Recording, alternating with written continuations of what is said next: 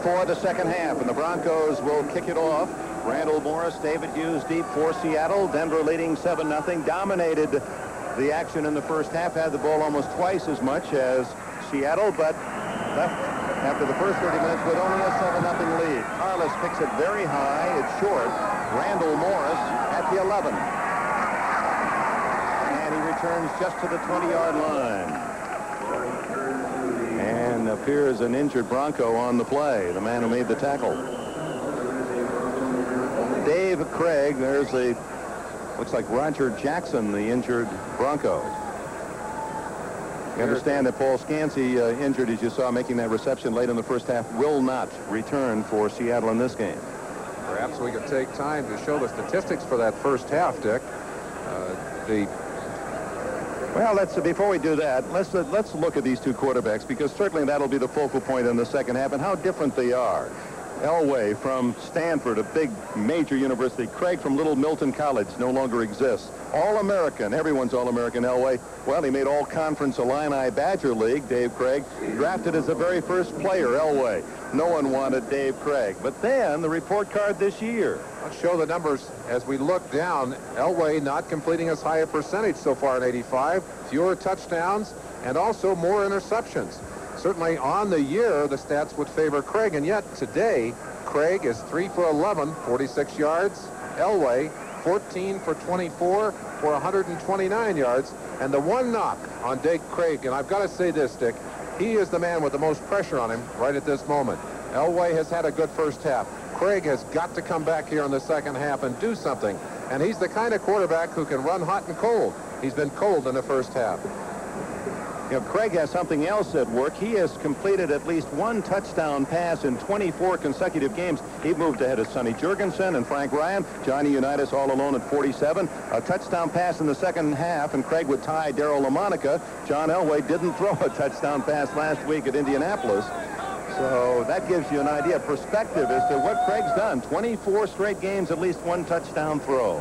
I asked him earlier if he played well against the Broncos. How do you match up against these Broncos? Why is it that you've been able to do so well? He said, boy, I don't know. I hope it lasts through today. So far, it hasn't. He's had a couple of 400-yard games against Denver. 2 of his 3 400-yard games have come against the Broncos. Well, last year being one of those when Seattle survived a scare when Carlos hit the upright late in the game, and Seattle won 27-24.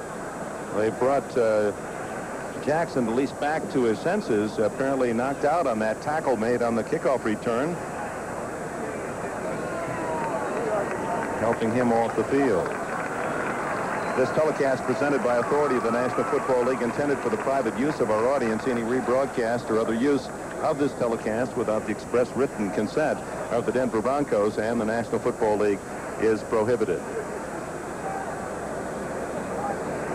In all the years I saw you play with the Rams, I don't think I ever saw you down for the count. Were you ever knocked out? Dick, I played football for 22 years competitively, and I was never knocked out. I'm too thick a head, I guess. That's why Susie said you're so hard-headed, huh? You'll get a chance to see this play, and he's actually, I think, hit by his own man here. Watch him as he's thrown back, and there's a whiplash right there. His neck just popped on that play. It was Daniel Hunter, I believe, that was knocked across the top of him. Randall Morris able to get away, and Craig is ready for action. Well, we begin the second half from the 20-yard line. 7-0 Broncos. Steve Largent without a pass catch today in motion. Craig comes out throwing. Dumps it off in the flat to Warner. And Warner drives for 9. Fumbles, and who's got it? Denver. Mecklenburg.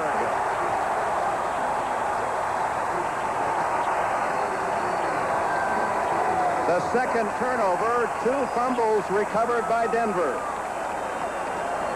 We've talked about the importance of the turnovers to these two teams. The fact that the Broncos have been behind in that stat on the year, but they are not behind today. That's the second time that they've taken the football away. Late pass into the flat. They've used Warner more and more this way. He's got room. He's got a good gain, but he tries to get the extra yard, and it's Dennis Smith with a hard hit from the inside that broke loose. Smith was the same man who applied that punching tackle on Paul Scansey. So first down at the 30, and Winder can't get outside, and Michael Jackson was the man who tried to rip it away, but after the whistle. Well, and you see the Seattle Seahawks saying turnabout is fair play. We'll try and tear that ball out too, but they blew him dead before the ball came loose. A gain of a couple is Dan Reeves, still one of the youngest coaches in the league at 41, although this is his 5th year. Nice things going to happen for Denver, and it'll be a happier night for them if they win, of course, and that is the University of South Carolina. They're going to have players that played with Reeves back in his college day. Going to have a reunion here after the game. Elway overshoots Steve Watson. It'll be 3rd and 8. Dan Reeves, college coach with the Gamecocks at South Carolina, Marvin Bass, and they had a surprise for Coach Bass. They brought in South Carolina players who will salute him, honor him tonight for his contribution to their life. You know, they were all out together last night. In fact, ended up at the same restaurant where we were having dinner, and we're having a delightful time of reminiscing about their college days. Reeves' son, Lee, on his left there. We'll talk about him momentarily. Meanwhile, Elway with a big call on 3rd and 7. Ooh. He wants to run. Fumbles. Oh, he blindly recovered his own fumble. He was tackled right into the ball, or that would have gone to Seattle. Tom Catlin said before the game, he said, I swear Elway has eyes in his ears. He just knows what's happening. Pressure from the blind side. The perfect opportunity to strip the ball away. They got the ball, but it bounced right back into Elway's hands. 3rd sack for the Seahawks, and Carlos will try his 4th field goal of this game. He had a 33-yarder blocked by Jeff Bryant, and he missed wide right from 52 and 56. No, they're not even going to try the field goal. Chris Norman's going to punt it. That's interesting. That would have been about a 50-yard attempt, but Norman instead is angling, and did he hit it? No. It goes. Yes, he did, Dick. They're marking 4-yard line.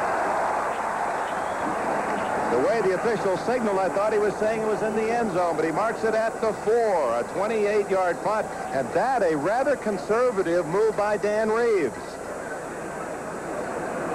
He forsakes the 3-point attempt by Carlos, goes for the play to drive Seattle deep in its own end. Seattle survives the fumble by Warner. It's still 7-0, first down from the 4. Warner, with flags down, gains only a yard. It appeared Denver might have been offside. Denver jumping with a late shift to try and confuse the offense, and I think it was Reuben Carter that got his nose over the football. They'll be penalized, and that gives Seattle a little breathing room down there. Looked like they'd lined up with kind of an overload to one side. Carter late coming inside, and here's a chance to see it just barely on the left-hand side. It's Jim Ryan, the linebacker, that was down in the 3-point stance. And he was coming to the inside, mistimed it, and got his nose over the football. Now the penalty marked out 5.5 yards to the 10. First and 5.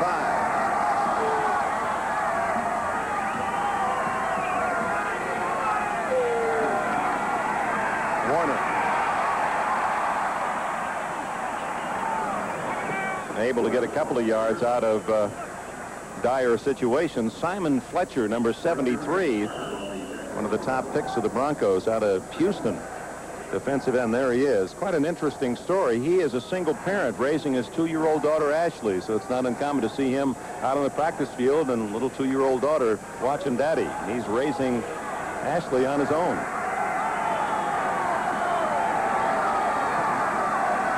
It is 2nd and 2.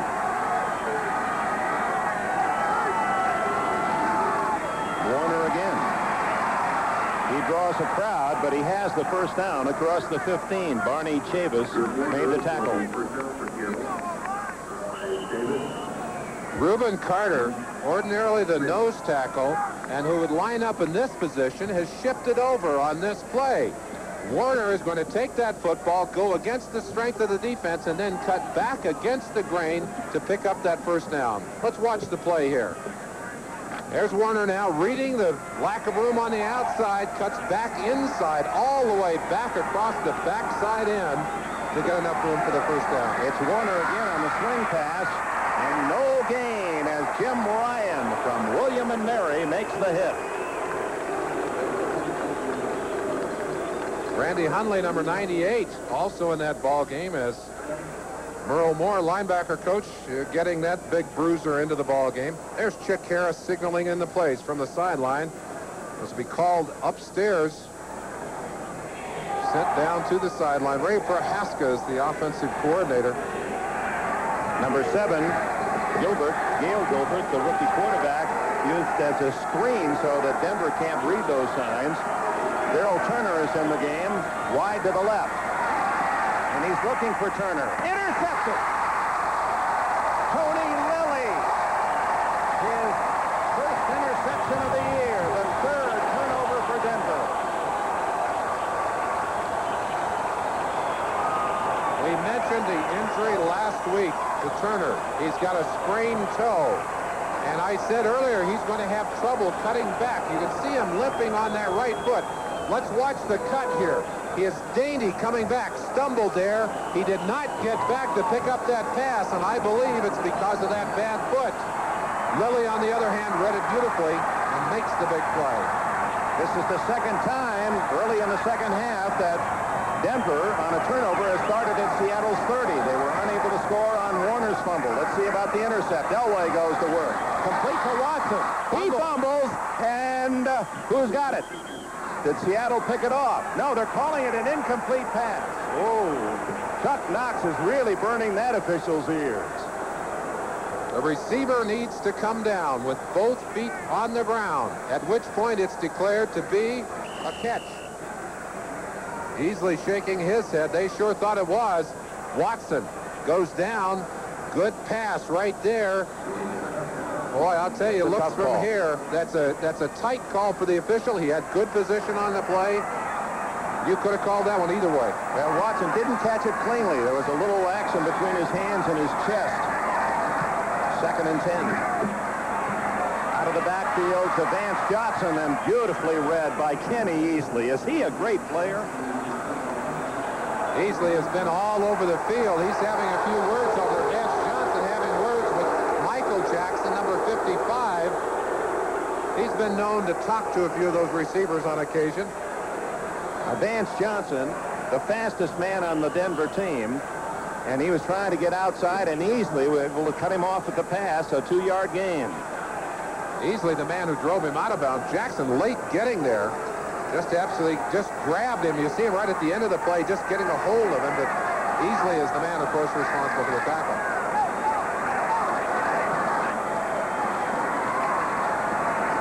Jacob Green flushing Elway out of the pocket. And almost intercepted by Keith Simpson, number 42, in front of Clint Sampson. So Simpson and Sampson sounds like a weightlifting contest.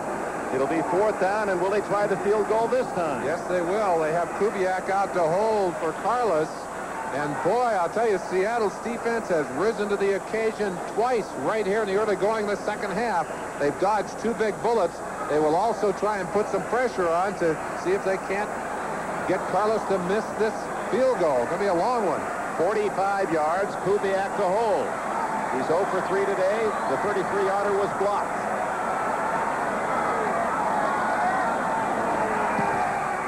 This one is good.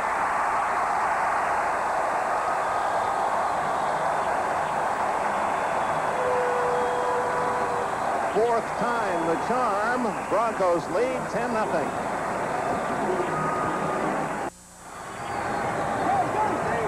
A fumble recovery at the Seattle 30. Lilly's interception at the 30, and Denver gets 3 points out of it to lead 10-0. This is Randall Morris at the goal line.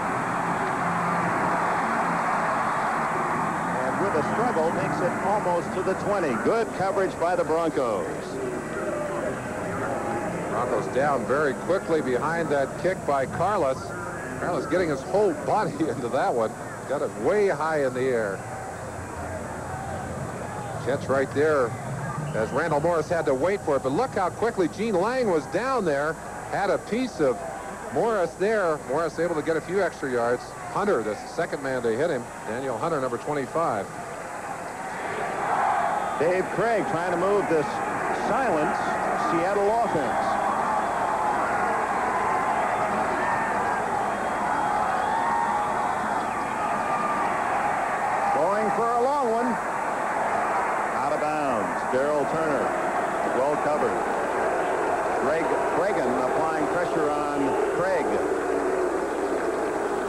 Denver Broncos have moved Carl Mecklenburg, number 77, around a great deal today. They've had him playing linebacker. He's been down on a three-point stance on occasion. He was in front of Craig on that last play. Almost got his hands on that pass. Craig has had a lot of pressure today, simply not getting that timing with his receivers. And I'm sure that injury to Turner hurt him on several occasions today, because he is their main touchdown threat with 7 TDs in the first 6 games. So with 4 wide receivers on 2nd and 10.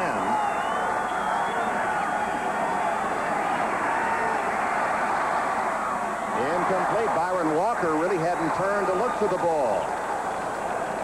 So Craig is now 5 for 16 in the game, only 56 yards. Averaging 271 a game, and he's just a little over half 100 against this Bronco defense this afternoon. Dick, I think the one thing that's always mystified me about Dave Craig is how he can be so good on some days, throwing 5 touchdowns in a single day, and yet on other days, it's as if he's another quarterback, and this is one of those other days. And yet, Seattle is still in the game, trailing by only 10 with 10 minutes left in the 3rd quarter.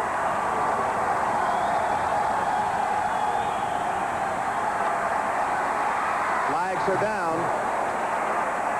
Turner limping and can't get there. So that has hurt Craig again. Turner not showing the speed he normally would going for that ball. And let's check the flag. There's a 2nd flag down. We may have 2 penalties on this play.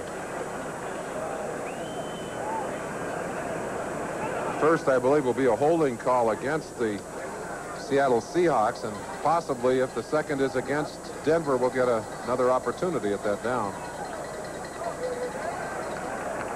Those on the gate. Craig last week against Atlanta set a personal high 33. Illegal use of hands, 71 offense, holding 20 defense, penalties offset, replay, 3rd down. Today he's 5 for 16. Is Craig. Last week 33 for 51. That was Louis Wright, the call as he defends man-to-man, apparently using his hands after he got out of that 5-yard zone. Louis Wright, great cornerback for so many years for these Broncos. Oh, they're going to be hard-pressed to hear the call, and Craig is headed to the sideline. Timeout, Seattle. Listen to this crowd. 10 minutes left, 3rd quarter.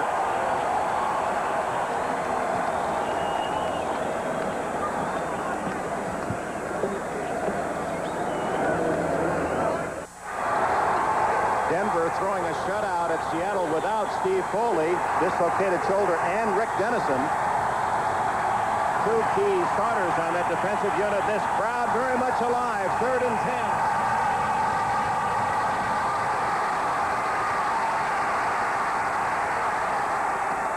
Complete at the 44-yard line to Byron Franklin. Louis Wright made the tackle, and Craig able to scramble away from pressure and hit Franklin, his first reception of the afternoon, a 24-yard play. A chance to watch a line stunt here as Andre Townsend is going to come all the way around. They're going to run a stunt this way, and watch Craig as he's going to have to scramble out of that pocket after the fact. They get so much pressure on him. Here comes Townsend. They get a piece of him right there. Blair Bush stepping in, but he gets through and he flushes him out of the pocket. He's able to get it off and get it completed. First down at the 44. It appeared Denver might have been offside. Warner, there has blockers. 50, 40, and out of bounds at the 37-yard line as Warner, using his blockers so very well, has his longest run of the afternoon.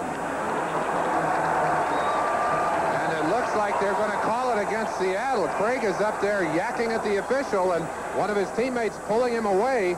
That's against Denver, offside. 19-yard play will count as Warner takes it to the 37. I think Craig misunderstood him, because Craig was furious at the official when he went over there. Byron Walker grabbed him and said, "Hey, get out of there." It's a call against the other team. And Chuck Knox, the fiery head man of the Seahawks, a man that Offsides, defense, penalty is declined, first down. And you know what burns in that boiler, don't you? He is a highly emotional coach. Dan Reeves, the relatively calm coach on the sidelines, although he has a temper, but Knox is very emotional. This is the deepest penetration by the Seahawks in the entire game. He's in trouble. Mecklenburg, will they call it for grounding? Yes. Mecklenburg forced the foul, and Craig will be penalized for dumping the ball.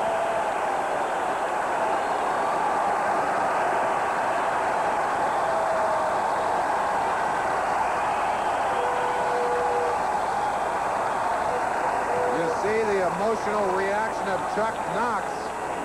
Furious at that call, felt that his man got it away, but Mecklenburg, who has been a big factor all during this season, is able to get in on the inside. You see him breaking away from the block right there by Ed Bailey, and his speed really made that play possible. Tremendous speed. Has played both at a linebacking and a down lineman position. At 250 pounds, he is an action player. He makes things happen. Right there, he forced the bad throw, the errant throw. They call the grounding, take the down, and it's second and an eternity. It's the severest of penalties, downing the ball. 2nd and 27. They lost the down. Craig in trouble. Just did get that away. Incomplete to David Hughes. And Craig cartwheeling back about 10 yards as he was hit just as he threw the ball. Number 61, Andre Townsend, again from that left end position. Just blowing past his man. Bob Kreider, number 78, trying to block, and they're stunning over there on him again. And again, let's mention, Dick, because of the injury to Robert Pratt, who's out with a knee problem, there are some problems on the right-hand side of that Seattle offensive line. And I'll tell you, working together, trying to figure out who takes whom in that kind of situation is really difficult. Brian Millard moving from tackle to guard, replacing Pratt. Triple right formation. Remember, Steve Largent still does not have a catch.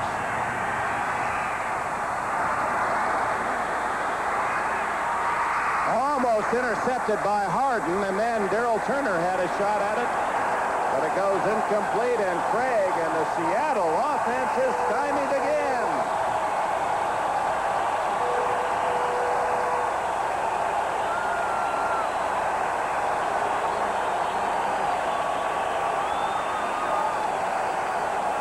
Joe Collier, the father of this Bronco defense, has had his troops on track today, and I believe he's looking at a computer printout here. He ordinarily carries a heavy book of his defenses.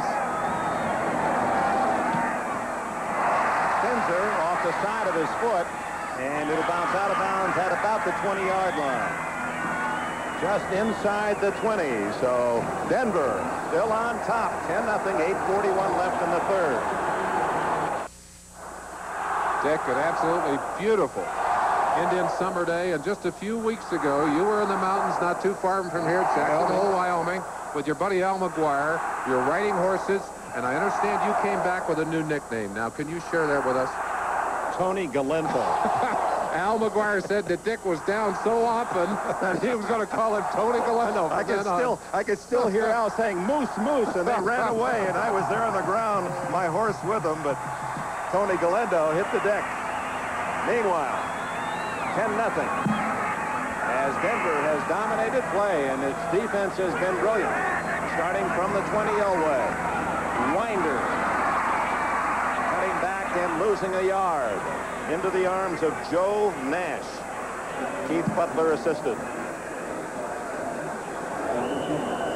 Dan Reeves, you said that he really tries to be under control. It's a conscious effort by Reeves, and I think the shirt and tie even fits into that. He feels that'll make him feel more that he's a business person, not a yellum coach. Well, you know what he said to me? He said, it's the feeling that I have after I've gone to church. He said, I wanted that feeling, and he took that from Mike Ditka, who has a famous sideline temper, his buddy and former teammate, or former coach in Dallas. 2nd and 11. Little reverse to Sewell. Dumped at the 26 after a gain of 7. Easley and Bryant made the tackle. We visited with Dan Reeves in his office yesterday, and he was pointing out some of the phrases that he really feels strongly about. And on the wall, you can easily judge the character of a man by how he treats those who can do nothing for him. He's an interesting young man. Coaching will age him a bit, but very likable guy and so cooperative. 3rd and 4.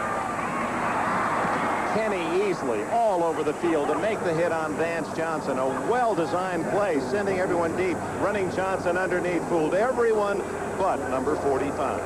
The pressure coming from Simpson. Keith Simpson, 42. No one blocks Simpson. Elway doing a great job of just getting that pass off. Now let's watch Kenny Easley as he comes across inside to be all over that play. Closes the gaps, shuts him down. John Gonzalez, our director, Larry Cirillo, our producer, right on top of this game. As was Easley. A long end-over-end kick. Norman to Easley. Easley at the 40. Easley at the 44, and he juggled the ball in the midst of that whole exercise.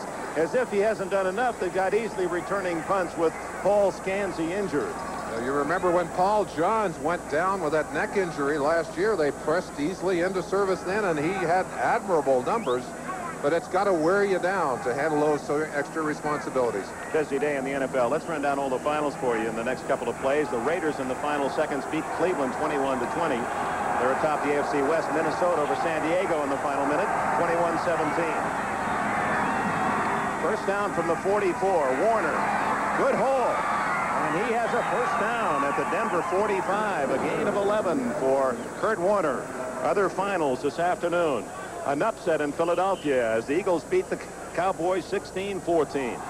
The Giants over Washington 17-3. Nearly a shutout for that Giant defense. There was a whitewash. The Rams at Kansas City 16-0. 44-27. Houston's second win of the year. And it was Pittsburgh over St. Louis 23-10. We'll give you the late scores in a moment. First down at the Denver 45.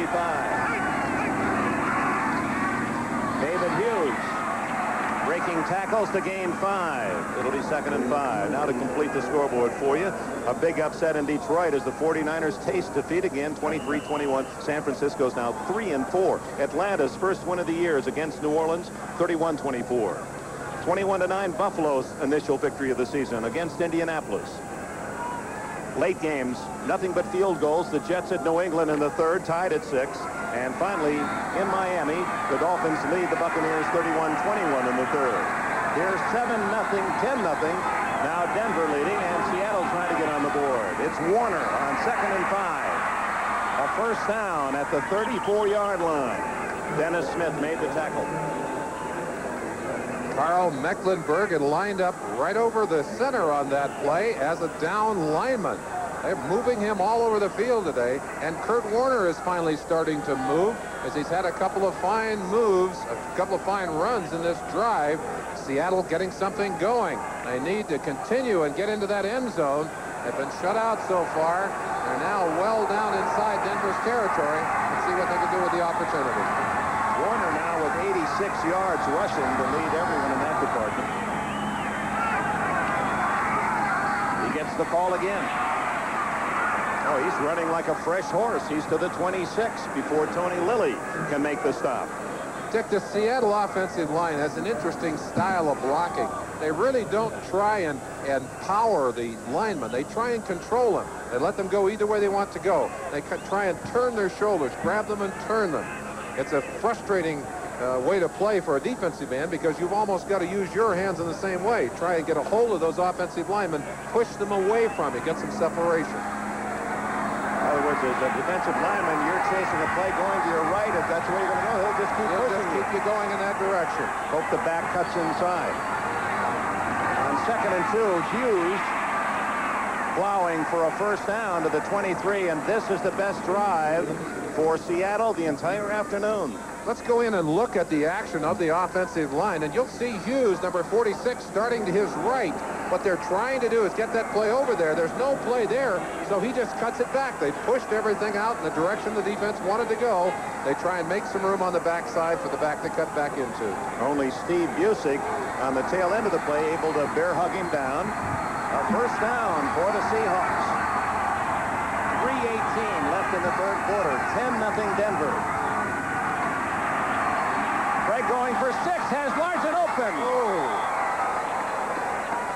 Largent had a step on Mike Harden. He had beaten Harden into the end zone, and that pass just off the tip of his fingers, and you see the frustration for Craig. There's the move by, oh, look at Largent. Largent turned him all the way around, used his hands to get outside, and that ball just inches off the tip of his fingers. Craig, meanwhile, knows that he has missed a chance to put it in the end zone. Craig trying for a touchdown pass that would give him 25 games in a row. 38-21 now. Miami opens its lead against Tampa Bay. Largent with a 113 consecutive game receiving streak, but he's been shut out, as has his team today.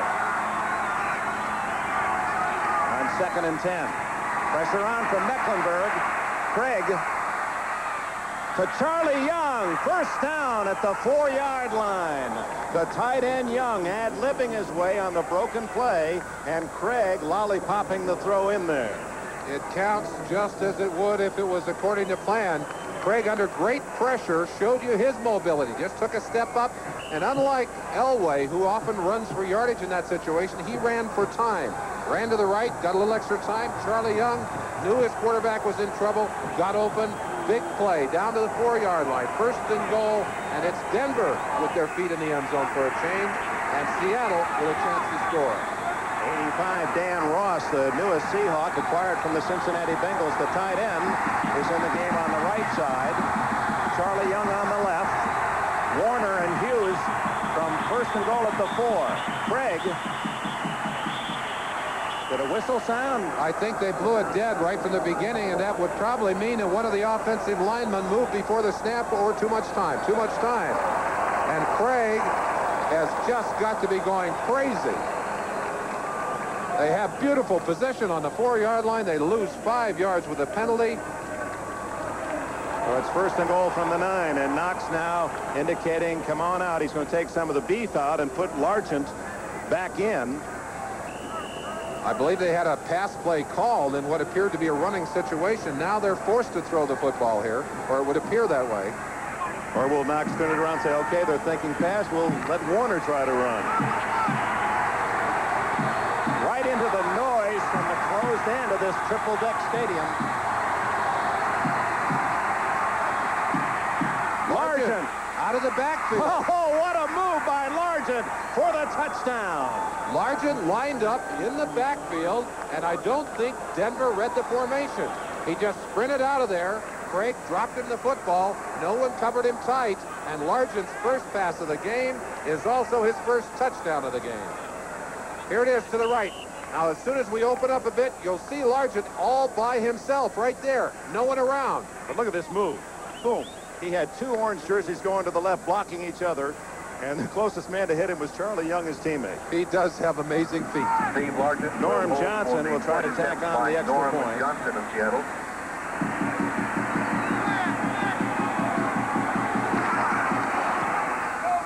And out of Largent's hold, it's 10-7. So Steve Largent, with that catch, now has a 114-game streak alive. The Denver Broncos defense traditionally at its toughest down inside of their 10-yard line.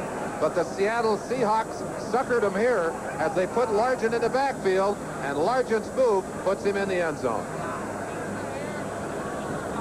There are the all-time leaders in the NFL. Harold Carmichael, the Giant Eagle receiver, 127 straight games with 1 pass. Mel Gray, the great St. Louis Cardinal, 121. And unless Largent has something go wrong in terms of his health, heaven forbid, it seems obvious that he will be the all-time in the consecutive streak department. And there's another streak alive because the quarterback, Dave Craig, with the touchdown throw, now is tied with Darryl LaMonica, number 2 all-time, behind a distant Johnny Unitas. 25 consecutive games now Craig has thrown a touchdown pass. In this year, Largent has been able to overcome a lot of injuries. He's been hurt a tremendous amount. Talking to the trainer, Jim Weitzel, he said Largent has really had problems physically, but he's off to his finest start perhaps ever. And boy, it has to be a relief for Dave Craig to finally get a touchdown. They're only 3 points down and need to get their hands on the football again. 1:46 left in the 3rd quarter, and Norm Johnson roots it deep. Vance Johnson from 3 yards, and Gene Lang said, don't run it out. Denver starts at the 20. We go to Bob Costas. Dick, with the Patriots and Jets tied at 6, Ken O'Brien goes deep. It's a 53-yard hookup to Wesley Walker, first and goal at the 1. But 3 plays later, O'Brien tries this toss to Tony Page. Fumbled as he's hit. Garin Varus recovers. The game remains tied at 6. They're now in the 4th. Dick. All right, Bob, and we're going to see that much improved Jets team next Sunday, Merlin, in New York against the Seahawks. Now Denver without a first down in this quarter. Seattle has 8, so that part of the momentum is certainly turned. Elway, a ton of time, dumps it off to Winder, in trouble, and dropped for a loss at the 18 by Jacob Green. And the crowd now starting to react. I don't know whether they're angry at the Seattle defense or angry at their play calling on the sideline. Reeves sending Gene Lang in with a play.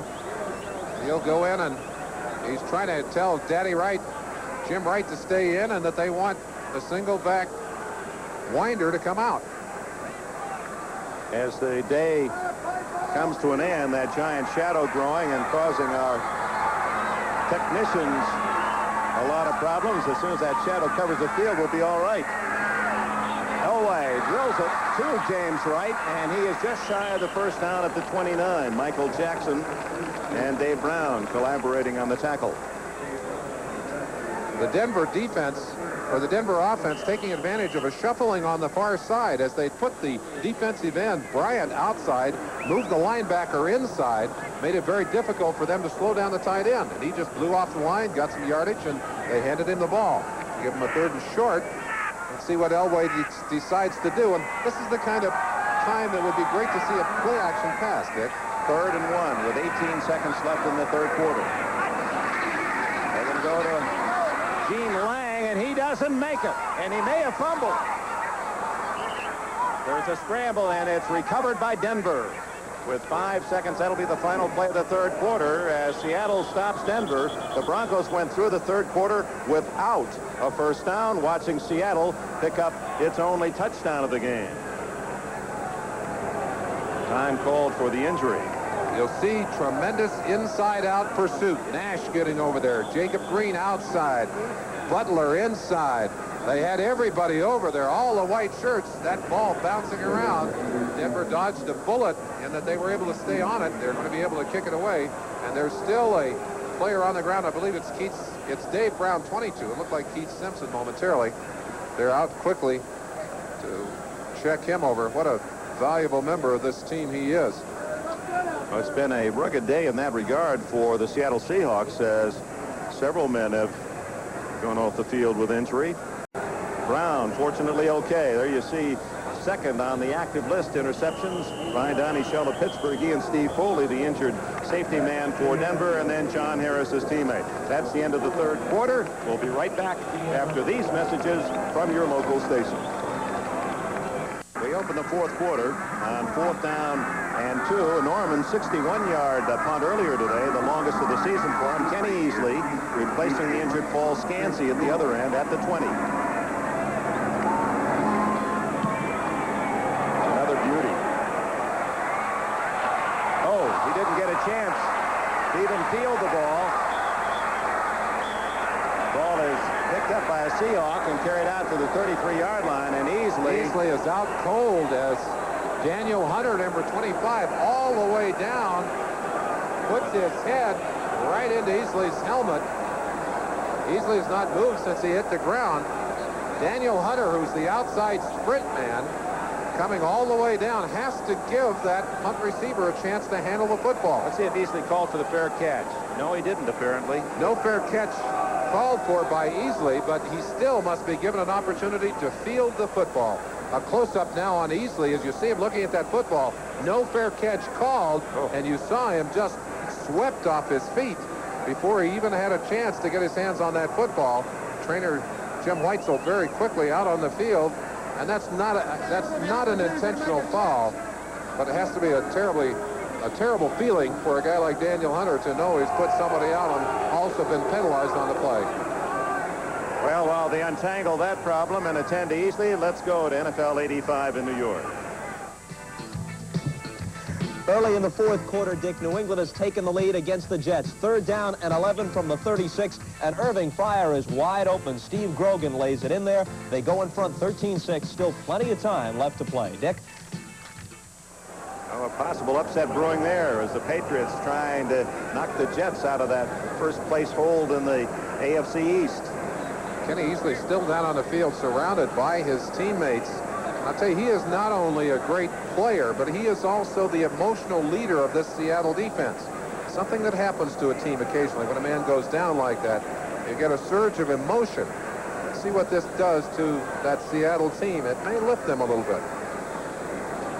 The penalty has been marked off. Seattle will begin from around the 39-yard line. Boy, they've had a long casualty list already. Looking ahead to next Sunday here on NBC, the Dolphins will visit Detroit, and the Lions have to be growling with a smile after the win over the 49ers today. We'll see Seattle against the Jets in New York. Houston will be in St. Louis, and Denver plays AFC West rival Kansas City. Also New England and Tampa Bay, Buffalo and Philadelphia, all on NBC. And then at 3:30 Eastern with NFL 85, our only late game will feature the Steelers at Cincinnati. Well, Ken Easley gathers his wits. We have a timeout, 14:53 remaining. A groggy Kenny Easley leaving the field. Apparently he too knocked out on that collision. It's been a day of violent collisions, Dick. These two teams have become rather intense rivals, Seattle and Denver. Two playoff teams, and they're battling it as expected, close, 10-7, early in the fourth quarter. Kurt Warner caught in the backfield. Carl Mecklenburg, what a game he's had. Carl Mecklenburg has been all over the place today. An impact player right at the right-hand side of your screen. Read it so quickly that he was outside almost before Warner, and then using those powerful hands. All he got was a foot, but he wasn't going to give it up. He held Warner, held him in position, and they got him down for a big loss. It'd be about 2nd and what, 14, Dick? That's about the ball outside or inside the 35. Mecklenburg from Minnesota, 6'3" and 250, so he's a giant linebacker. They're after Craig, and there's no one there. No flag. Now that's a referee's call. The referee has the option of calling intentional grounding if he feels that the quarterback is just throwing it away to save the sack. Tremendous pressure. Mecklenburg getting a stunt there, and they were able to break Rulon Jones free. Jones is all over Craig, who's running for his life, and just fired that football out of there. Well, he got away with that one. Sargent was about 15 yards from the ball. 3rd and 14.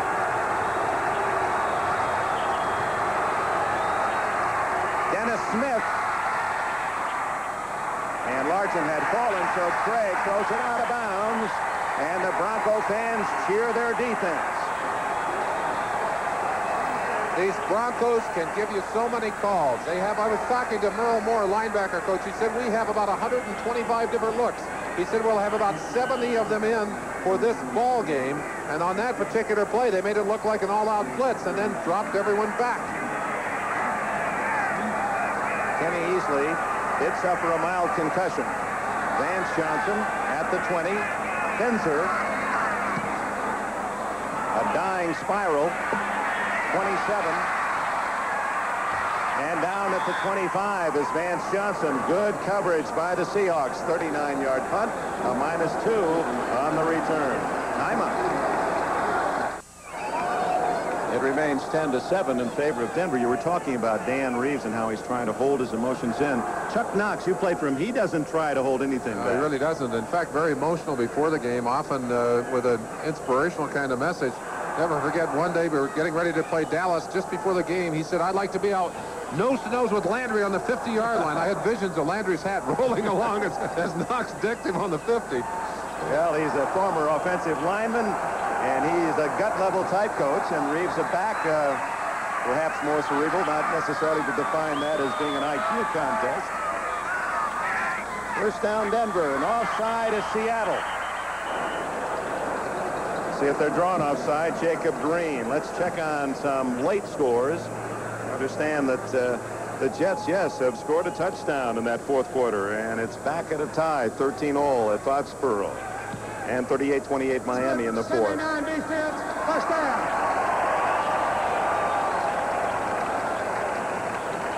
Well, Green guilty of the 5-yard penalty. It's 1st and 5 for Denver.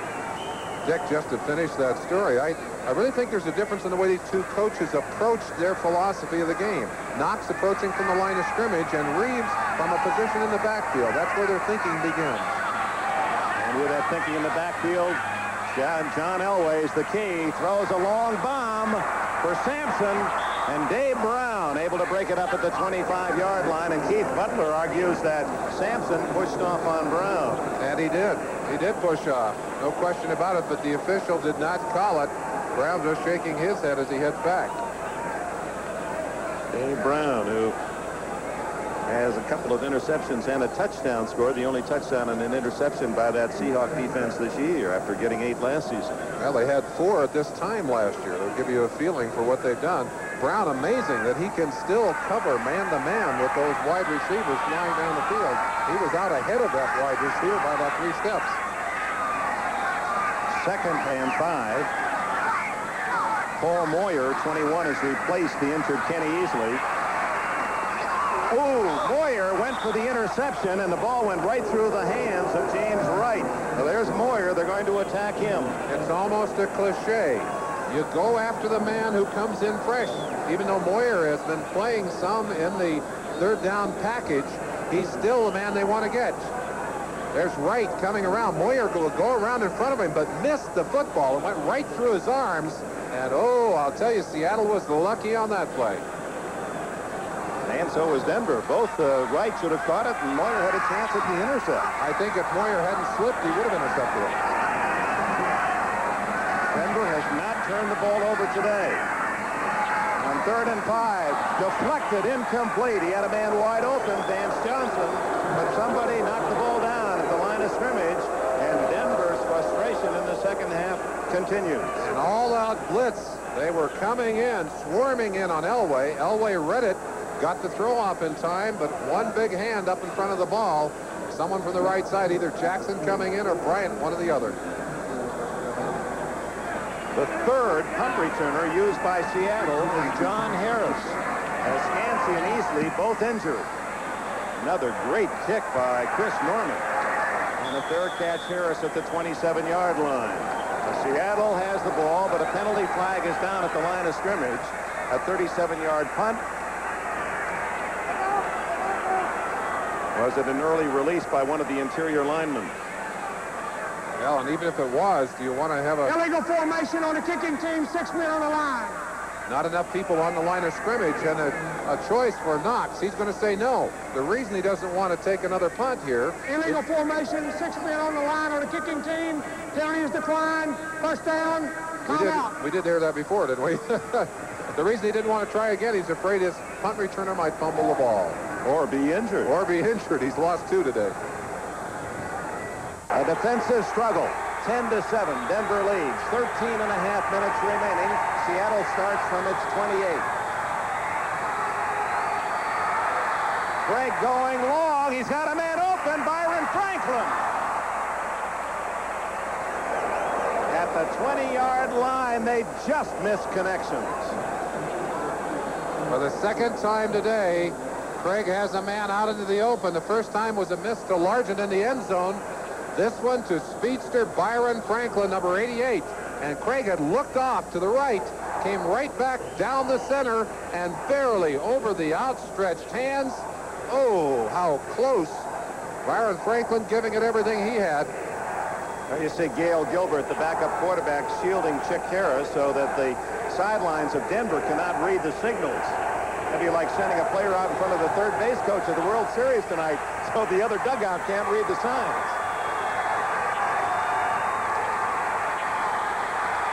Craig. Incomplete again. In a crowd. And it was Byron Walker unable to come up with a reception. Craig picking someone out. Byron Walker actually double covered by Dennis Smith and Tony Lilly. Let's go to NFL 85 and Ahmad Rashad. Thanks, Dick. In New England, Foxborough Stadium, Wesley Walker shows he hasn't lost much of that 9.3 speed as he gets deep on Fred Marion. It's a 49-yard pass reception to the New England 2-yard line. They scored on the next play, 13-13 tie in the fourth quarter. Here it's 10-7. Largent in motion on 3rd and 10. Over the middle, incomplete to Franklin. And the Bronco defense holds. Rulon Jones pressuring Craig. Craig went down hard on that play, and credit the Denver pass rush. They didn't sack him, but they forced the early throw. Craig could not wait to get Franklin open. He had to throw the ball, and Rulon Jones made him pay for even getting it out of there. Number 75, Jones. That clicks. Deacon wore that number as your teammate with the Rams. Deacon Jones. Finzer will kick to Vance Johnson. Johnson back at the 27. This is a beauty. Maybe the best of the day for Finzer. To the 20. 25. And down at the 29. Fumble! No, they ruled the ball was dead. No fumble. They said that Johnson was already down after a 52-yard punt, a 10-yard return, and with 12 minutes, 56 seconds left in the fourth quarter, it remains 10-7 Denver. True to form, the Broncos have been a first-half team, but look in the second half. Seattle has played best in the second half. 8 first downs to none for Elway and Denver. They start from the 29. Out in the flat to Sewell. And he's down at the 31, maybe the 32. Michael Jackson there first, along with Fred Young, number 50. And the number 45, worn by Easley, in there in the action again. He's a hard man to keep off the field. Steve Sewell, they like him as a receiver and as a runner, both. The number 1 pick. Good job of catching the football, but not much yardage after the catch. 2nd and 7. Sampson left. Watson right. Lang joins Winder in the backfield.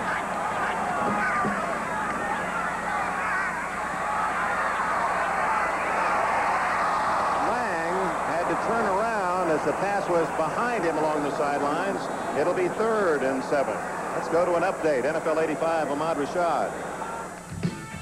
All right, Dick. New England battling right back behind the leadership of Steve Grogan.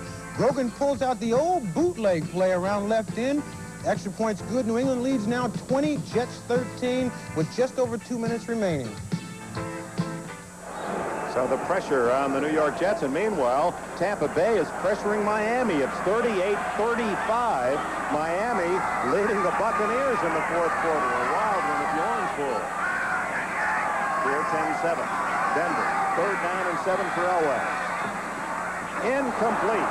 Butch Johnson covered by Dave Brown. And the Broncos are still without a first down in this entire second half. John Elway, who had the hot hand early in this ball game, has not been able to cope with the Seattle defense, but Seattle's offense unable to get anything going here in the fourth quarter. They've got to get their hands on the football and do something with it. 3-point difference in the ball game, plenty of time. Easley will not be the punt return man. Harris drifts back to the 30. Or they were in on Norman. Good kick.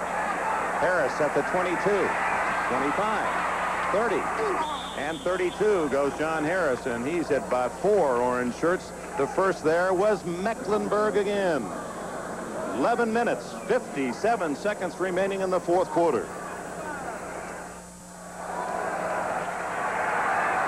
Seattle trailing Denver 10-7. Ball at the 32. It was a 12-yard return by Harris of a 48-yard punt. Plenty of time left, just under 12 minutes. Craig almost ran into Warner. Warner looking for a block from Largent, and he ducks through to the 43. And Warner is going to get up slowly. Warner making a fine gain. On the sideline, Joe Collier is busy looking at some shots. Oh, and Warner is not getting back up as quickly as we thought. He took a shot right there. Those are Polaroid pictures that are sent down from the coach's booth upstairs. And what they're trying to do is look at the different kinds of formations and how they are reacting. Now, that is actually in the Seattle coach's booth. They do the same thing with Polaroids. Both teams are allowed to use Polaroids, but not tape or film during the game. The white sweater you see there belongs to Joe Collier. There, the orange hat. That's the man who's looking at the Polaroids. He has with him also his book, in which he'll keep all of those different possibilities for this Denver defense.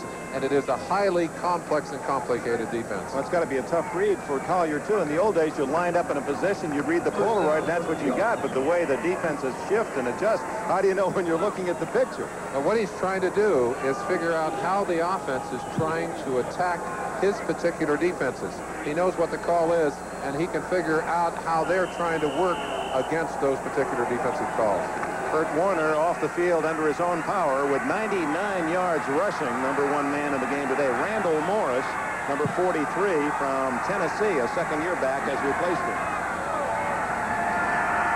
First down at the 43. Morris gets the call. We saw him last year against the Raiders come off the bench and do a good job. He picks up 5.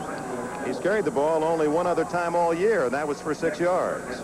Name we have mentioned many times today, Carl Mecklenburg, number 77. Here he's playing in that normal inside linebacking position. Brian Millard, who's playing at a guard, coming out, doing a good job on that play of locking up with him. But Mecklenburg's still able to get off and get a part of that tackle. Warner is back in the game. Witz Hughes in the eyes, 2nd and 5. 10:51 left. Warner. He has a first down at the Denver 45. And he's over the 100-yard mark for the afternoon, and he's nearing 600 yards on the season. Kurt Warner carried the Seattle offense on his back during his rookie season, and they were hoping that he could return to that form. Today, 19 rushes, 107 yards, tremendous acceleration and cutting ability. He looks to me that he's back to 100%, Dick. Leading the AFC in rushing with 1,449 yards as a rookie 2 years ago before that dreadful knee injury last season, but back in form. Craig has a man, and Turner drops the ball at the 27-yard line. It's been a long day for number 81 Turner, who came into this one with 16 catches, 7 for touchdowns. Turner wide open. Craig gets good protection.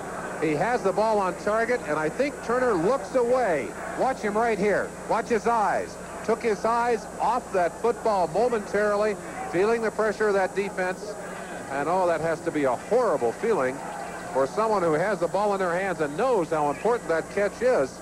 Craig has had a tough day, but he has had some passes dropped today.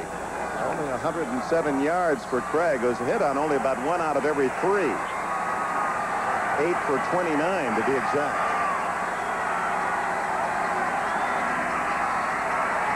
Stunt. They throw to Hughes, and the big fullback is Horst Collard at the 37, shy of the first down. That'll bring up 3rd and about 2. This is the kind of situation we often see 2 tight ends, and both teams, Dick, have had to go to the well, really, and bring in some fresh tight ends. Both having problems. Dan Ross obtained just this last week by Seattle. Mike Barber picked up by the Denver Broncos. Both have been busily cramming into the defenses, trying to figure out, or the offenses, trying to memorize all of these different plays.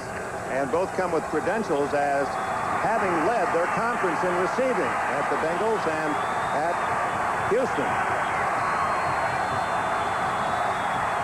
3rd and 2. Warner. He doesn't get it. Chuck Knox walking down to look at the spot. It wouldn't surprise me to see him go for it here on 4th down. Another injury. Bob Kreider looks as if is injured, and so is 64 Essink. The 2 tackles were both down for Seattle. Essink is up. Kreider is not. Kreider, you might remember, Dick, we saw him go down in an early game in Seattle. And I believe it was the same knee that he hurt on that occasion. He is still on the field, and they are looking at his knee. Essink is up. Perhaps we can see it from another angle. The play right in behind Kreider. Kurt Warner driving up in there, and it looked like one of his players. It looked like the center, Blair Bush, was pushed onto the back of Kreider's legs. This has been a horrendous day for the Seahawks in injuries. Just one key player after another carted off the field, and now it's Kreider, the right tackle, and you can see him biting the frustration there.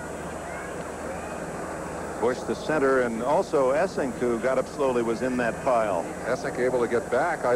This creates problems. The backup tackle, Brian Millard, has been in playing guard. They'll probably have to bring John Borchard in now. No, it's Connie Kawhi, number 62, coming off the sideline. It would appear that Kawhi may be forced into play. There's Roger Jackson, who is watching the game with a pinched nerve, suffered on that kick return when he made the tackle and was injured, and watching from the alleyway leading back into the Denver dressing room. There's Jackson as he went off the field earlier. This has been a war today between these two teams. The sounds of collisions coming all the way up, and they're assisting Kreider off. He's putting a little bit of weight on that leg. But for a big man, and I'll tell you that all of the linemen and linebackers for Seattle wear knee braces. You can see the knee braces there.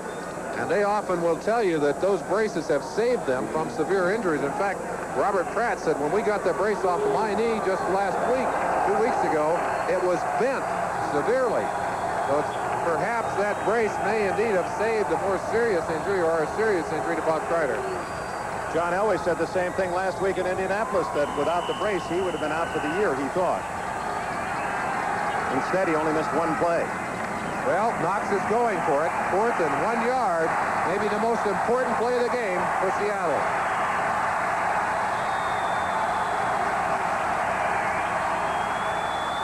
David Hughes, he might go all the way. A touchdown-saving tackle by Tony Lilly. He was the only man that could have stopped Hughes as they were keying on Warner, and Hughes gets 9 and a first down.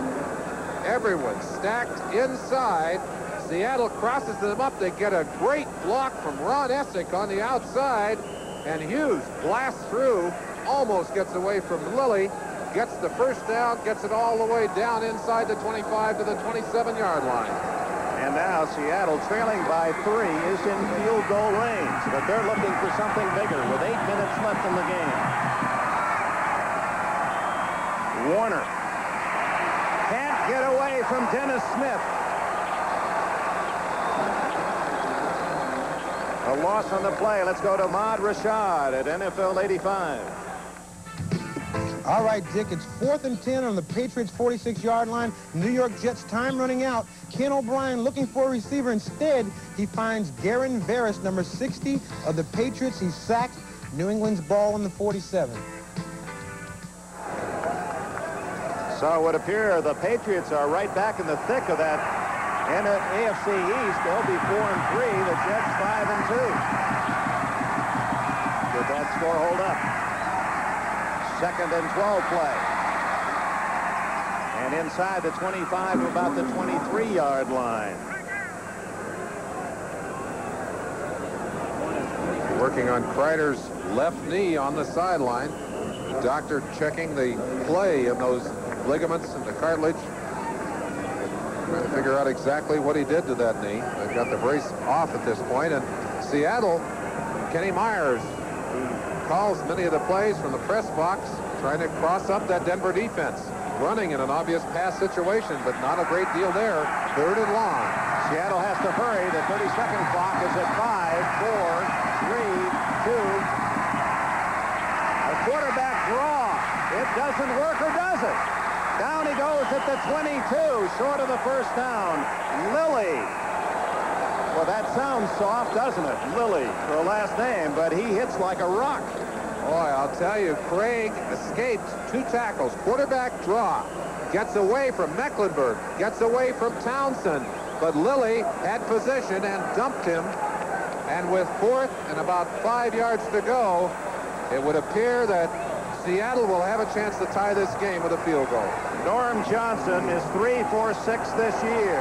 This would be a 40-yarder to tie. We welcome those who have just seen the Jets-New England game. This would tie the game. Norm Johnson from 40 yards, and this game is even at 10. Norm Johnson has kicked a 40-yard field goal, make it 39 officially. And the Denver Broncos, once leading 10-0. It was 10-0 at the half. Have seen Seattle rally as they have all year. Here's a recap. Winder started the scoring. 36-yard run to cap the opening drive of the game. Denver 7-0.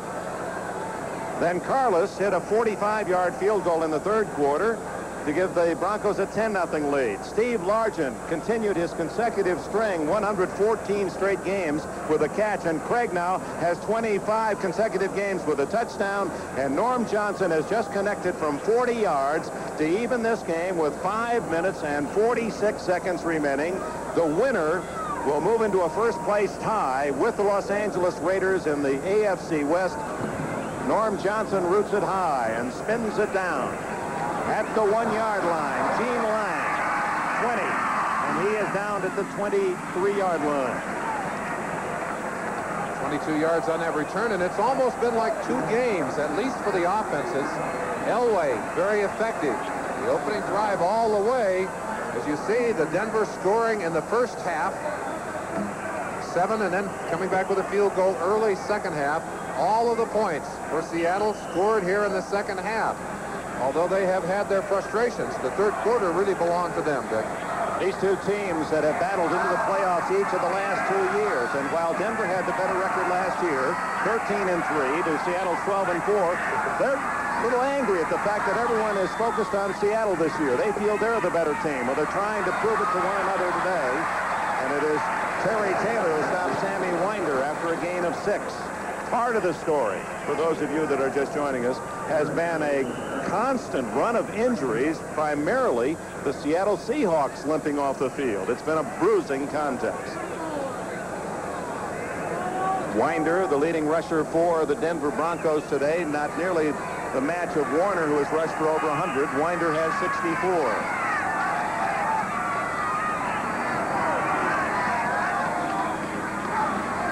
Gene Lang, a first down to the 37. Kenny Easley, who left the game with a concussion, is back in and makes the tackle. Gene Lang has been very effective running inside.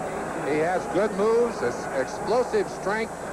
You see the block right there by Barber, number 85, that new tight end that we mentioned. Gets a good block there to spring Gene Lang. And Lang took advantage of it to pick up the first down. You're eating the clock and eating yardage, too. This is exactly what Reeves would like to do here. And that was the first down for Denver in the second half.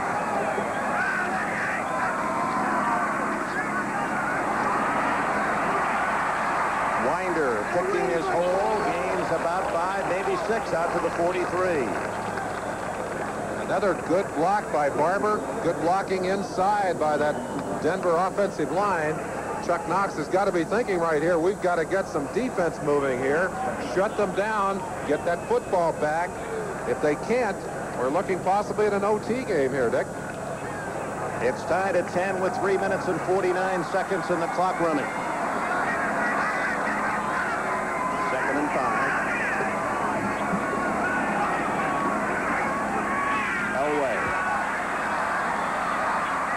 Incomplete, broken up by Taylor, intended for Steve Watson. Watson has caught only 1 pass today as the Seattle defense has been tough on that top target of Elway. Denver has benefited from 3 Seattle turnovers in this game. They have not turned over the ball at all to Seattle. That's been part of their edge. Right now, Seattle is thinking turnover. 3:34 left. A critical 3rd and 5. Elway from the shotgun. Oh! That's Bryant after Elway all the way to the 20-yard line. A break for the Seahawks. Not a turnover, but they're going to get the ball back in good position.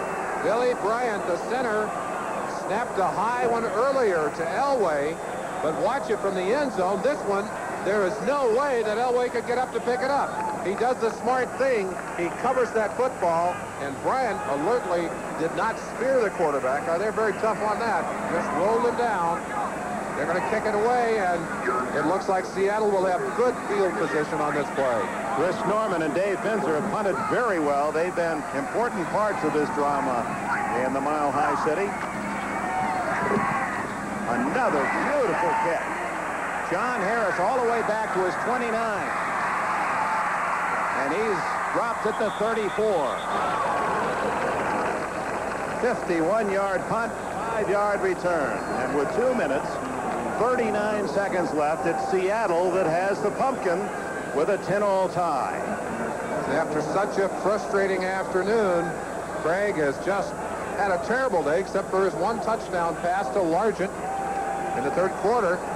Right now, he's looking at an opportunity to get the ball down the field, work against that Denver defense, set up either a field goal or a chance to win it with a pass. Craig is only 9 for 30, but has thrown his 16th touchdown pass to lead the NFL. He gives to Warner. Kurt Warner rumbles to the 46-yard line. First down, Seattle. Big hole opened on the left side over there. Running in behind Ron Essing. Edwin Bailey, the guard, and Warner taking advantage of it. Stretches the defense to the outside. Cuts back against the grain. Made good yardage on the play to pick up the first down. A couple of more shots like that, they could be inside the field goal range of Norm Johnson. Any doubt about Warner's rehabilitation? Those numbers prove he is back. 122 yards. Craig going for it all. To Turner, intercepted by Harden at the 10, at the 25, finally down at the 34.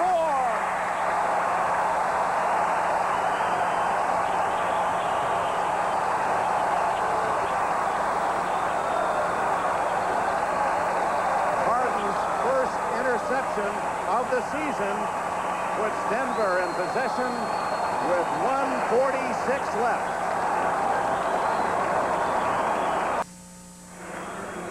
There's no question in my mind that Turner's sprained toe has affected his performance today. Watch him here. Takes a bump right there from Harden, but Turner has got to go back and make the tackle here. He'll trail Harden, but he never got in on the tackle. Very important. The Denver Broncos now have their opportunity, and it looks to me like it's not going to be Craig's day. Even though this game is tied, he has had almost nothing but frustration to look back at. The Seahawks were #1 on that turnover table last year. Takeaways have not been able to get it away from the Broncos, while Denver has 4 takeaways in this 10-all tie. That was a 28-yard return with the interception by Harden, and it's first down, Elway and the Broncos at the 34. And this crowd just aching to celebrate deliriously a Bronco win that would tie them with the Raiders for first place. Some of the best fans in all of football are right here.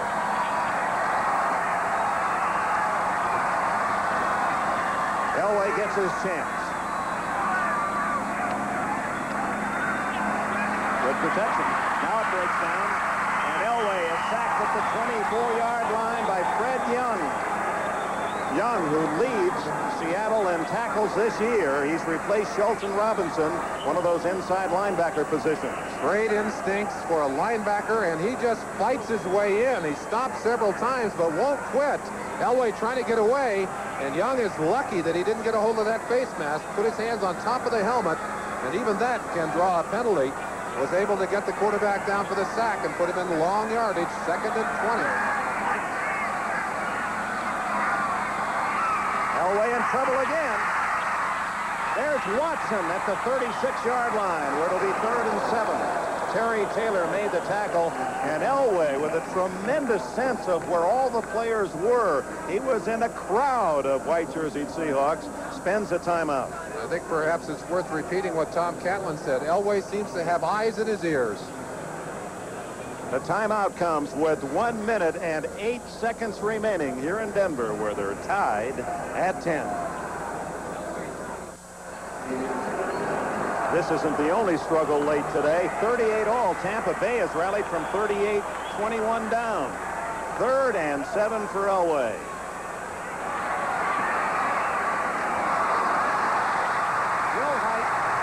Very close to the first down. It'll depend on the mark. Will Height will be short of the first down, and Reeves is going to have to make a critical decision. 4th and short on this play. Clock is running, 47 seconds. Elway gets it in there. He gets away from one tackle there. Terry Jackson and easily there to make the stop, and Reeves will not take the risk. It's interesting that Knox is not calling time. Knox is not calling time, even though he sees the punting team come on. Perhaps he feels better yet to try to win the flip in overtime. Also, he doesn't want to call time and then have Denver rethink their position and get a first down. Denver letting it count down. They'll wait as long as they can before they snap it here. They'll take the penalty, in fact. There it is. Now, if you're Chuck Knox, isn't it a pretty safe gamble to go after the punter? Only 12 seconds remain. Why not go all out and try to block one here, and you might get the touchdown there? What do you have to lose? I'm not sure. Well, speaking of field goals, Miami with 6 seconds left. Fuad Reveiz, 43 yards, and apparently the Dolphins have survived at home. Here they come. And Harris isn't even back there. They'll just let that one down. And it will roll out of bounds on the 2-yard line.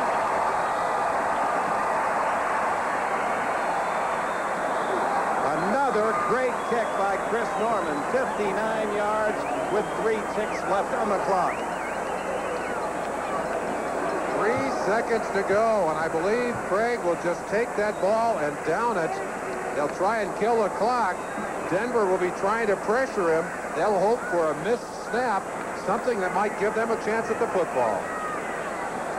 Chuck Knox and his counterpart Dan Reeves already thinking about the moves to be made in overtime.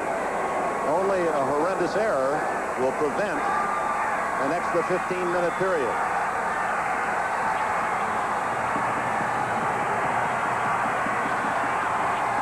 Craig just takes the snap, and we have overtime. We're going to stay here to see who wins the coin toss. And this is where a lot of coaches around the National Football League feel that the rules might be changed someday, that it's so critical that chance plays an important part in such an important game. It's a matter of whether you guess heads or tails right that might well determine who has the best chance of winning. Well, we've given you some statistics that showed first half scoring to favor the Denver Broncos. They scored well in the first half. Second half scoring to favor Seattle. They came back in the second half to tie this game. I wonder what the overtime is going to hold for us. Kenny Easley to the right of your picture. You saw him holding his head as one of the captains. He won't be out there for the coin toss. Still with a headache after that concussion trying to field a punt. All right, heads or tails?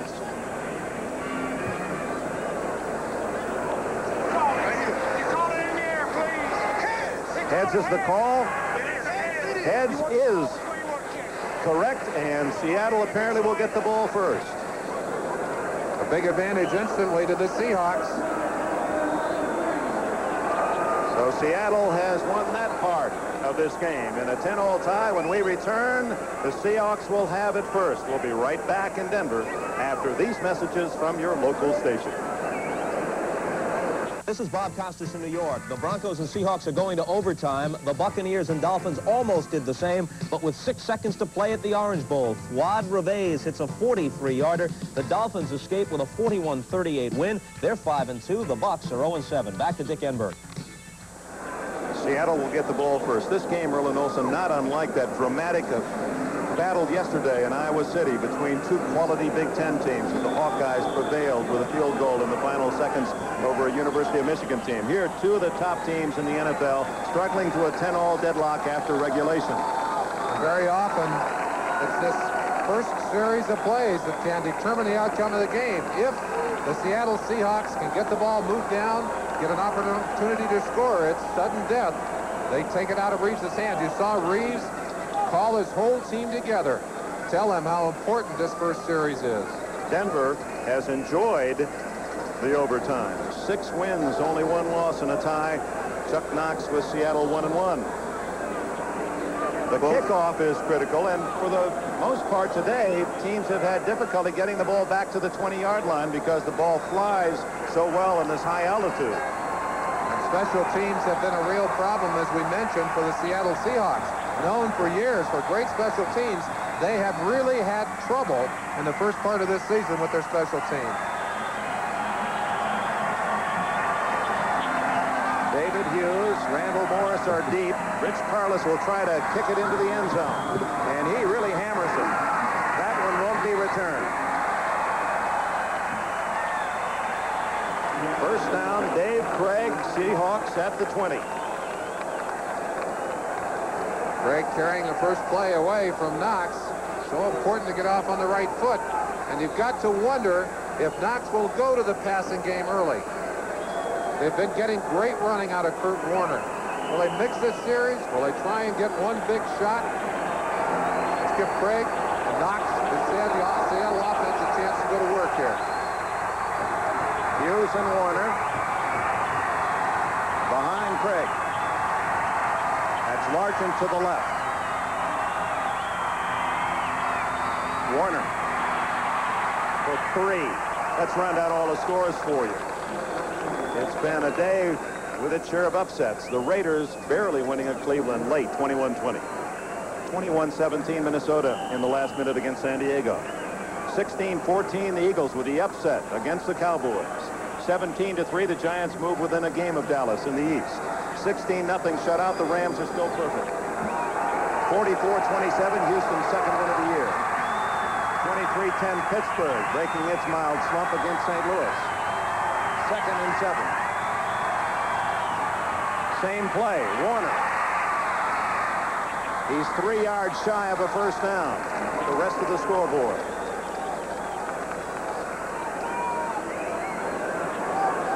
One of the biggest upsets. Detroit over San Francisco 23-21. The 49er problems continue. Atlanta wins its first. New Orleans the victim 31-24. Buffalo its first win 21-9 against Indianapolis. New England rallies to beat the Jets 2013. And Miami in the final seconds outscores Tampa Bay 41-38. You're up to date. Here it's 10-all. A critical 3rd and 3.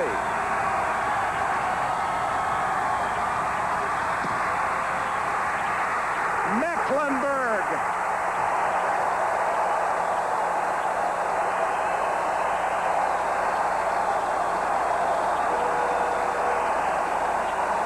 Second sack today for Carl Mecklenburg. 8.5 for the year for this brilliant big linebacker from Minnesota. Joe Collier's defense more than a match as Denver swarms Craig under. He had no one to throw the football to. They're going to get the ball in good field position to get their chance to put some points on the board.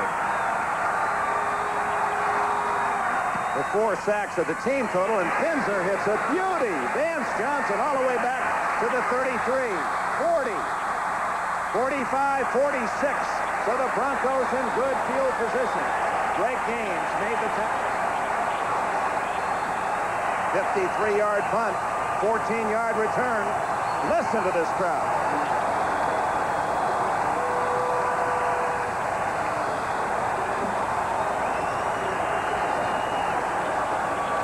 And now it's Elway carrying the plays in from Reeves, and on the other sideline, Tom Catlin, defensive coordinator, trying to get the right calls being made defensively to shut down this Denver offense.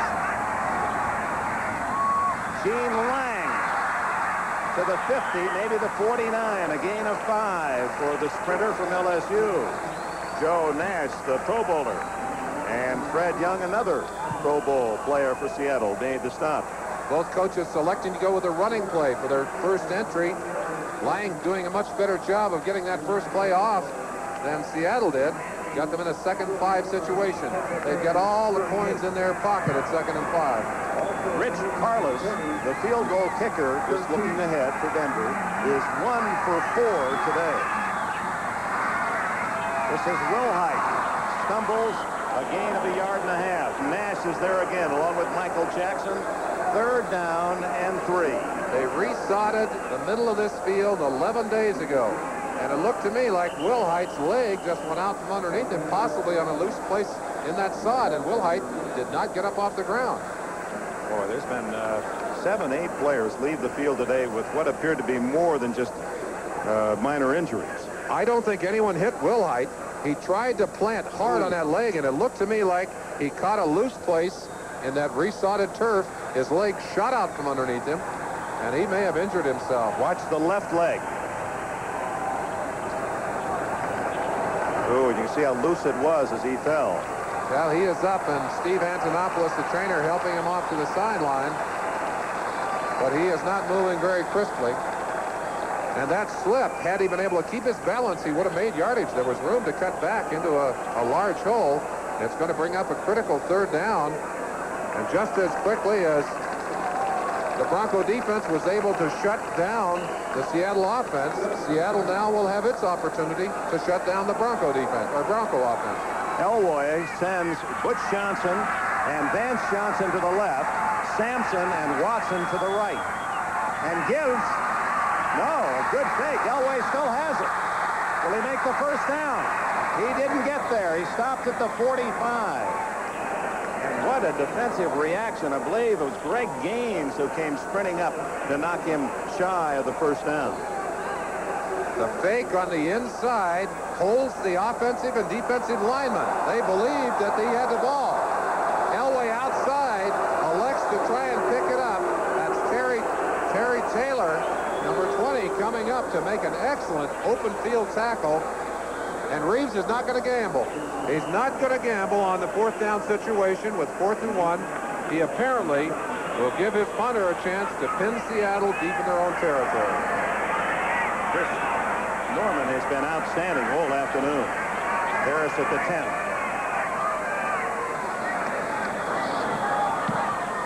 End over end toward the sidelines. Looks like a good one. It's a beauty. Out of bounds at the 8-yard line. Chris Norman has kicked the ball as well as anyone we've seen all season long. 2nd-year man from South Carolina. Both of the players sent into the ball game as punt returners have left. Scansey was hurt, easily got hurt returning punts, and Harris, who's the 3rd man on that list, came in there. I think he thought he made a mistake by not handling that kick. And Bob Kreider has gone back into the game. We saw him come out with a knee injury. He is back in there again. And Seattle once again will have an opportunity to match head-to-head with Joe Collier and this Bronco defense. One of these teams will go 5-2. The other drops back into the pack at 4-3 from the 8. Warner. Look at that move. He's to the 13, a gain of 5. The clock shows 11.5 minutes remaining in overtime. Kurt Warner so quick in being able to sense and read a defense. I'll tell you, good runners have to have that good vision and then have to be able to take advantage of it. Warner saw the opening to the right, quickly got over there, picked up 5 yards to give him a second 5. 134 yards for Warner.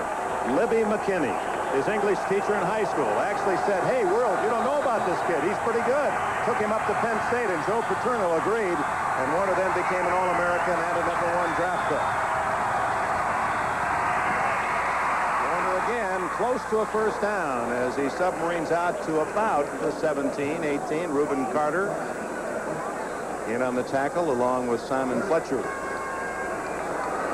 These two teams will meet again in the last game of the regular season in Seattle. And it's very possible that all the marbles may be on the table at that time. Both of these teams have been in the playoffs the last 2 years. Denver, of course, going as the champion of the AFC West last year. And the Los Angeles Raiders probably watching on their flight home from Cleveland, where they were victorious by a point in the final minute. 3rd and 1. David Hughes stacked up. We'll see where they spot it. It looks short. Steve Busick was there first, number 58. On several earlier short yardage situations, Seattle had gone to Hughes successfully, but I don't believe he picked up enough here, Dick. The officials will spot it. Keying on Warner, they've given to Hughes on this play often. Hughes trying to cut back against the grain. Steve Busick, number 58, sliding with the pressure, stacked him up man-to-man, and they're going to measure this important attempt to see if he did indeed make it, but I think Seattle has almost conceded it. They have their punting team on the field already. It's a little knot in the chain, and it is fourth and less than a yard. Well, the drama thickens here. Seattle's second opportunity with the ball, and they have not been able to do anything. Knox hoping that they'll get another opportunity offensively. Joe Collier, his defense has been double tough again today.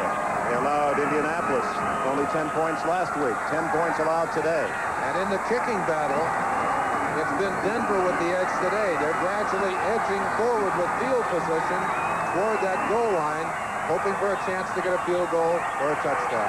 10 men on the line of scrimmage for Denver.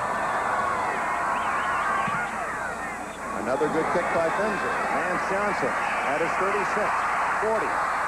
Oh, what an open field tackle by number 37, Eric Lane, the captain of the Seattle special teams, to stop Johnson at the 39-yard line. Now, many of you are just joining us around the country. Quickly run through the scores. The Raiders winners. San Diego loses at Minnesota. Philadelphia upsets Dallas. Giants with a big win against the Redskins. Rams still unbeaten. Houston's second victory of the year. Pittsburgh rallies after a slump. Give the rest after this play.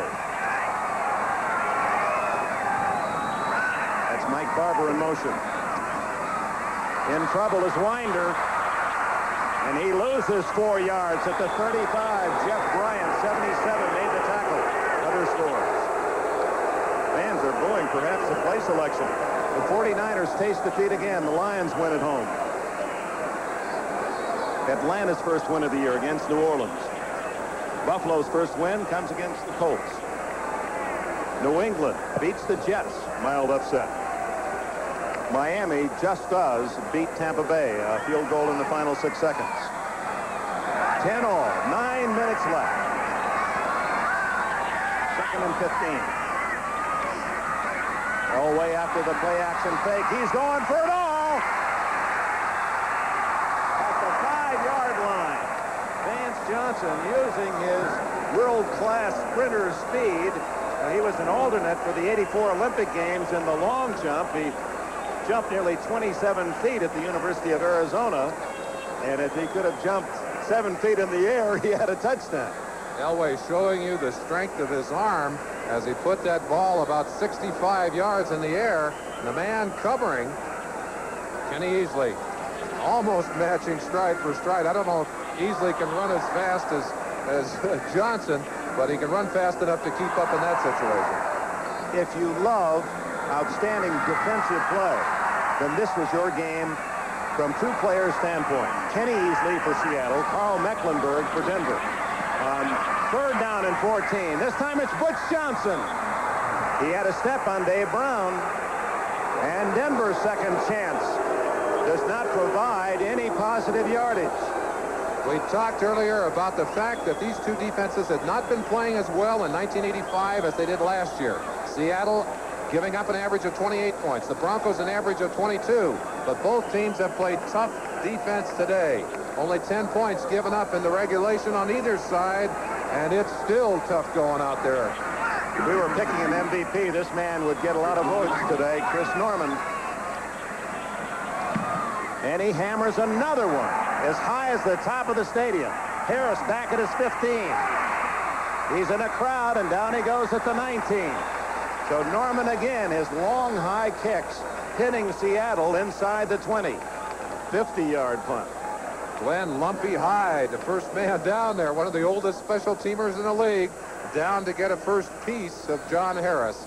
And Craig, who's had a long day, hoping to end it on a positive note, comes out to take over the offense. And with him, in that offense. Dan Ross, at times a superb receiver in Cincinnati, went to the USFL, couldn't get himself out of the third slot as a tight end this year. The Bengals traded him to Seattle for a third or fourth round draft pick. He's in the game wearing number 85.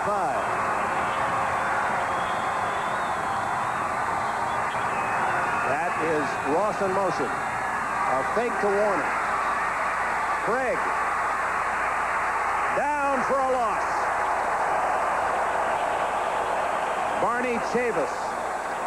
Barney Chavis from the left end position to get the sack on Craig, and Craig made a good decision there. He saw Kurt Warner all the way across the field, was tempted to throw the football. I think it would have been intercepted by Ryan if he had done so. Watch him get away right here. That's Cragen who misses him. Woodard misses him, but Barney Chavis does not. But it's only second down. He didn't give up that football. 6 sacks today by the Broncos. That gives him 30 for the year. Starting today, the Giants with 30 led the NFL.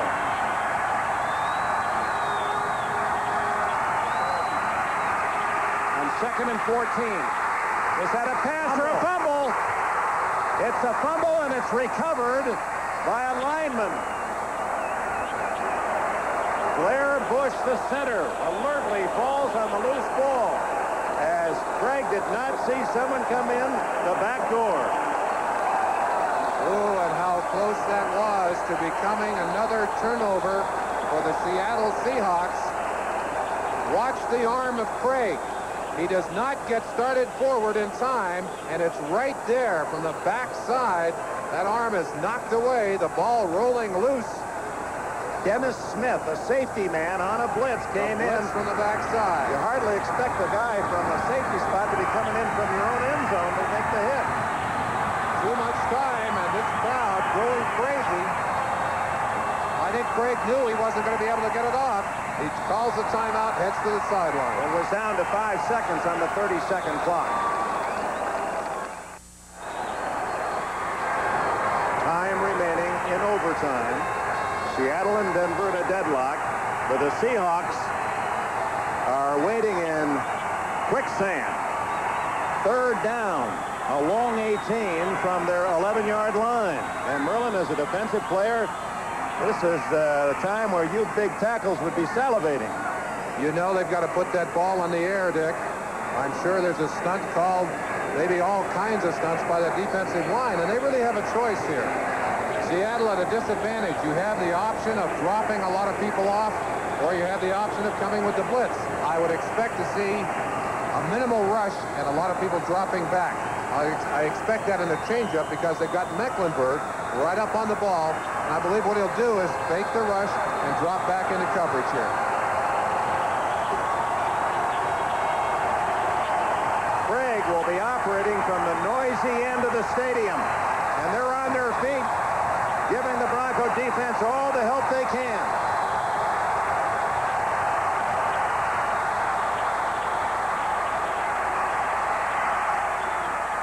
Intercepted. Daniel Hunter at the 20. He's down to the 16-yard line.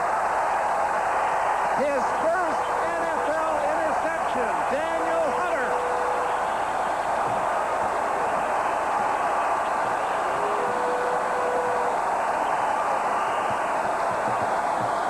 Craig rolled out.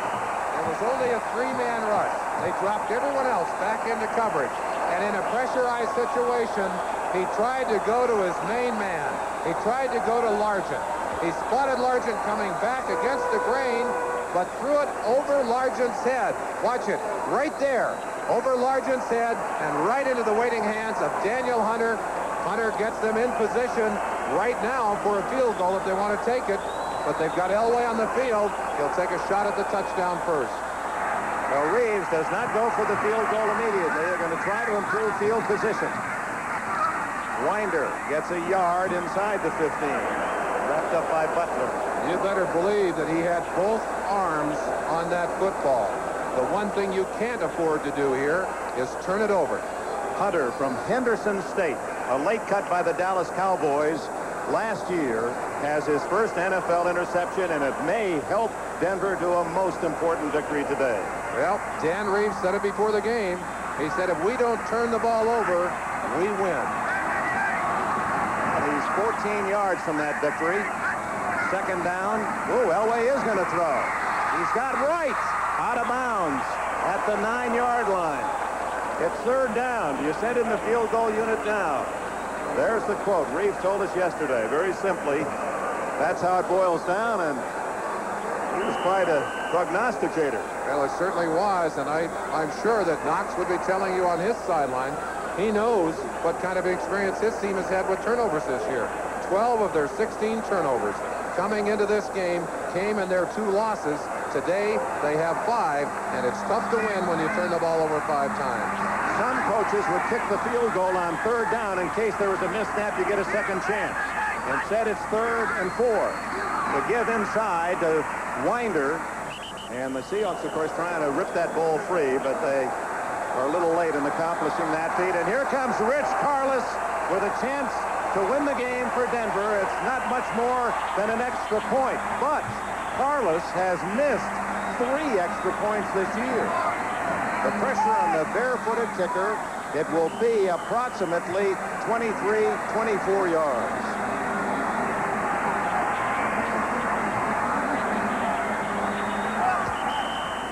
We'll see if Seattle will call time to put a little extra pressure on Karlis. You bet. Well, Karlis will come over to the sidelines and cool his toes. Pat Bowlen, the owner of the Broncos, down on the sideline. I'm sure his heart is palpitating. Dan Reeves' son Lee is down there with him. I'm sure he's almost as excited as his dad is. Reeves looks cool in this situation as he talks to his kicker. But you better believe that inside it's pumping. There's Pat Bowlen. He's gone down. Well, it's boiled down to a single play. If Karlis can connect, and you got to remember, Dick, Karlis has missed 3 extra points on the year. He missed 1 and missed 2 in games that really hurt them against the Rams, against Miami, and he missed 1 last week. This kick is about the distance of an extra point. And remember last year with the score 27-24 Seattle in the final play of the game. Karlis from almost this range, around 25 yards, hit the upright. So it isn't automatic. You've got to feel, too, that some of that is going through his head. I know he remembers being patted on the head by Freddie Young last year, who went in and patted him on the head. And then Keith Butler told me before the game, he said, I was the one that was talking to Karlis. He said, nobody knows that. But Karlis has got his eye on that goalpost. He can wash away a lot of those memories by putting this one between the uprights. The line of scrimmage is the 7, so it figure around the 25 is where the ball will be spotted. But I want to tell you, no one has left this stadium. They've got them all here. It's come down to this. As we said, about a 25-yard field goal try. It'll be just inside the 25 for a tie for first place. Through the extra hold.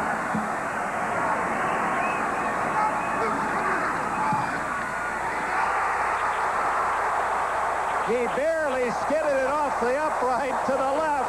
Denver wins 13-10.